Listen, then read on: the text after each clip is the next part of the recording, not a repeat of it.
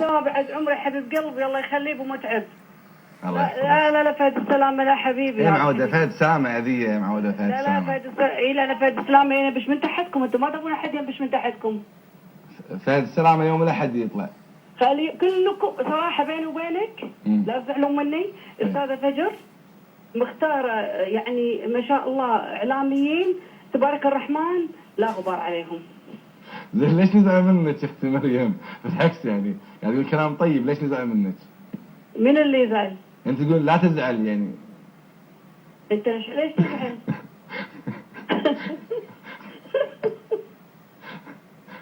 عندها شيء بتقول شيء ماشي، عندها نقطة. تفضلي مريم. دودة هناك احنا. أنا قاعدة أقول لكم والله أشكركم كلكم قناتكم من صغركم لكبيركم. الله يحفظك. أنا قاعدة أقول لك إن الاستجوابات هذه أخوي فايز كيدية. يعني يبي يملون الشيخ ناصر المحمد، بس هذا حامضوا على بوسهم.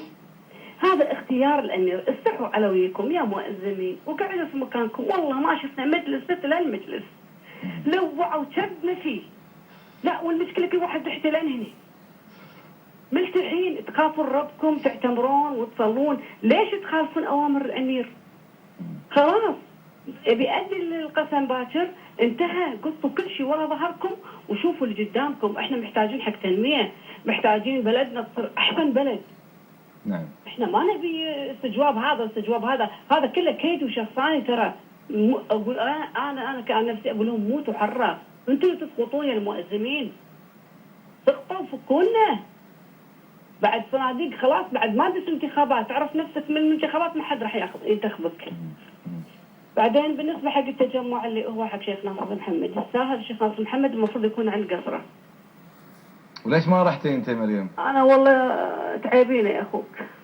سلامتك فيك. مسوي عملية والله، مسوي عملية. ما تشوفين شر. الشر معي. ما تشوفين شر ان شاء الله. ولا كان من زمان اول وحدة انا هناك. ما تشوفين شر يا مريم. الشر معيك والله. الساعة المباركة. اي والله، ولا هناك يروحون عند القصر الشيخ ناصر محمد وتجمعون ويفرحون الشيخ، خلي يحس